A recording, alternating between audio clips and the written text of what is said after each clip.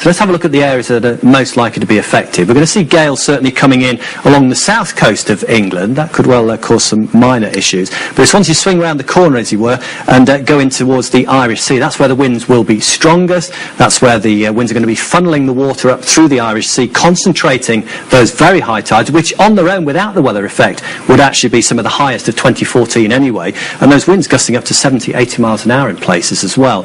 Now, it's that combination, the winds pushing the sea in towards the coast, lots of water coming down the rivers from all the rain we've had over the last few weeks, and that can't get out to sea through the estuaries because of the very high tide levels, and so it ponds up back through the river and just increases the risk of flooding. So how long is it going to be this bad? Will it quieten down quite quickly? I wish I could say it would. A little bit quieter perhaps on Saturday, although heavy rain might be a problem there for southern areas. But if we take a look again out into the Atlantic, we have got another storm brewing. It's absolutely battering the east coast of the States at the moment. It takes about 3 days to rush across in the jet stream, being propelled by the jet stream, arrives on our shores during Sunday. Again, some very strong winds, some pretty heavy rain as well. The tides by then beginning to go down a little bit, but there could still be some problems even so. Can you tell when the jet stream might shift a bit and we stop having all this hurled at us from the United States? By the middle of next week, there are signs that perhaps we'll see less rain, still quite strong winds. Maybe by the middle of January, some hints there. I mean, longer range forecasting, always tricky for this part of the world, but signs